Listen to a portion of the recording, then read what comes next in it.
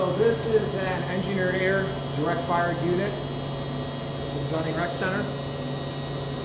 It's designed as a makeup air unit, so there's an inlet over there that's attached to a louver on the outside, brings air in. There's a damper, a filter, and then there's the direct fire burners right up there, supply fan, and supply duct, which goes out to a few registers. Main control unit is over on that wall. There is a thermostat, and that controls the amount of heat you get. It's a variable signal.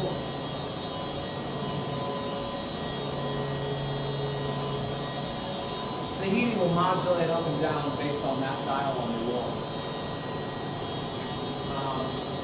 As far as unit operation, I'll start with basic maintenance. So up here in the fan section, I'll go ahead and open it over here.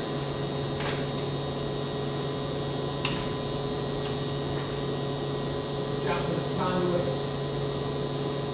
Typical maintenance for this is bearings. They ideally you want to grease them a little bit often. That's the rule of thumb. There's an extended grease line for the far side bearing right here. That wraps around the far side. I'm not sure if this has been greased before, but that line is empty from the factory. You may want to make sure it's full the first time it's greased. And then from then on, just when you grease that, you're okay. So there's a bearing right here, and then that's the grease line for the far side bearing. That and the filters are most of the maintenance on this unit. Is there grease on the motor? Or there is. So in our IOM manual, it's available on our website. There is a section that has greasing intervals, recommended greasing intervals. So in addition to the IOM, there's a submittal. Now this submittal is specific to this unit. There is a section for the fan, and it will tell you the design RPM that fan spins at. Based on that RPM, you can go to the charts, and it will give you recommended intervals. I mean, this is 1300 RPM. It's relatively slow. There's fans that go up to 3000, 4000 and higher. This is a relatively slow fan. Your interval is going to be somewhat long. Refer to that chart. And then I assume this runs 24/7, so you're going to want to double, and it's noted in here, you'll double that interval twice as often. But it tells you so in here. And it gives you a motor interval, greasing interval as well. It's typically long, 1 year, maybe 2 years, I'm not sure. Somewhere between 6 months and 2 years typically. The motor size is in this submittal as well. For basic troubleshooting, that's the electrical cabinet that houses all the controls. The gas train's up in there. There's a contactor for the fan motor. I have a question. Yes. How do you get a grease in the motor? How do you grease the motor? The fan, that motor or the bearings?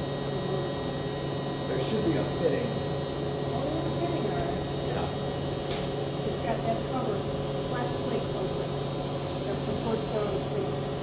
It should be removable. A couple bolts. That's a heat shield. Since you got an open flame, there's a heat shield. Helps it last longer. So as far as troubleshooting, all your main controls are in here. There's a cover that will be on that midsection. It just comes off with a couple of screws. We've taken it off for the sake of the video current operation. There is a wiring diagram riveted to the door. Now that has the wiring for the whole unit. It is specific to this unit. So typically if you're having an issue, you would look at the either the unit tag or the base of that wiring. There's a number, DK, 4 digits. If you call our factory and you give them that number, the factory can pull up the exact information, this exact unit. They'll see that same wiring diagram and they'll be able to help you troubleshoot it. So they will walk you through it. There's also, underneath there's a written description of how the unit's supposed to operate. That's also all in the submittal as well. And I can provide electronic copies, hard copies, whatever. that information's all there. Our factory phone number is just above it. There's nameplates there. There's a QR code. That's for tech support, ordering parts. And then they'll walk you through it. On this unit, a lot of the controls run through a terminal strip. So there's a strip where a lot of wires tie into. It's numbered. So they may say, check voltage on these two terminals. Okay, now check it. And they kind of walk you down the line, making sure you have the right voltage where you need it. And that's the general overview. Relays are in there. There's a red box and a little blue controller. That controls the burner. That's specific to burner controls. Beyond that, there's some airflow sensors that are safeties. To make sure you have enough airflow across the burner. You make sure you've got airflow through the fan. And that's the general overview. The disconnects are over here. That's your main disconnect. That'll kill all the power to the unit.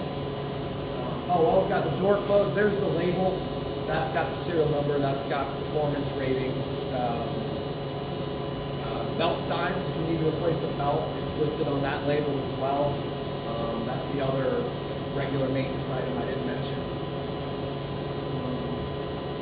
Now this unit, the engineer wanted a return damper. I think the existing unit had one. The engineer asked for it.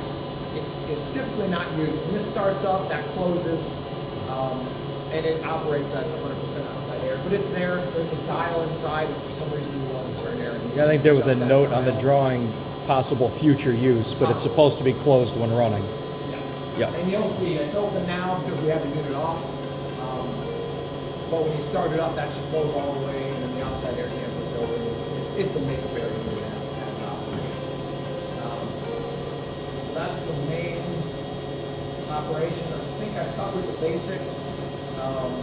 Like I said, our factory numbers are inside that door. That's your step one. If you've got an issue, call our factory. They'll keep a log of what parts have been replaced, what's been, what troubleshooting's been done. So that's definitely step one. So Is that in conjunction with the pump fan to work together? I know they're designed. The engineer designed them to work together. They may be powered separately. I'm not sure how that's handled. I believe the unit was jumpered out to just run, so I'm not sure how that's done, if there's a separate connection, but it is designed to work in conjunction with that. I think that fan just turned on with a rocker switch. It's mounted on the wall. Okay. Which should be running. Makes sense. I mean, typically, I would think, when you have to make the air, you have supply air, you have exhaust air to balance it out, so I believe that is the paired exhaust fan.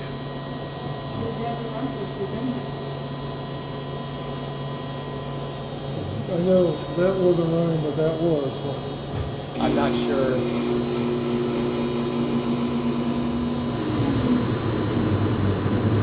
It works? Good.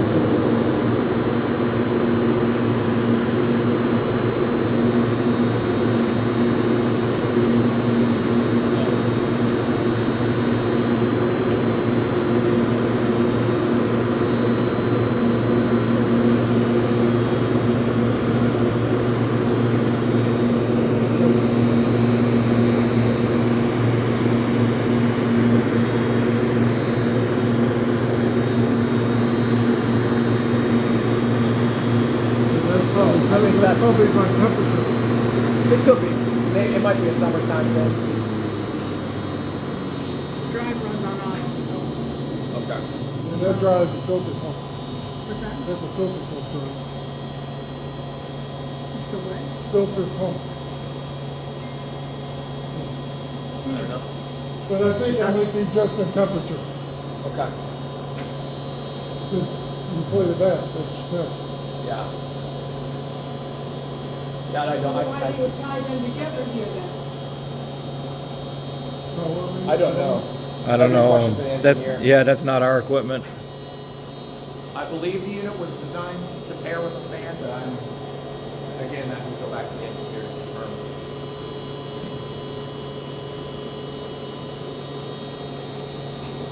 Now, is this off on temperature? I have this off manually. How do you do that? There's a service switch. That goes to that. Those rooms there, And it's on the top. okay. It's a little toggle switch. And that kills the this circuit, which turns the unit off. But it does not kill the high voltage in the unit. For that you need to hit the disconnect.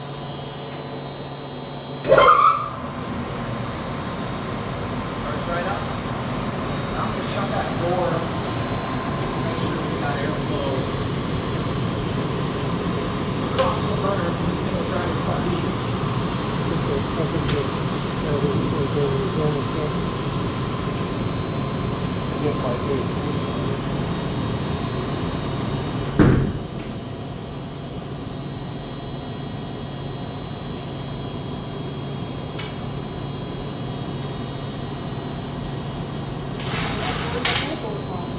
So that's all you need to start. It's that toggle switch. Everything else is jumpered out. It's designed to just run.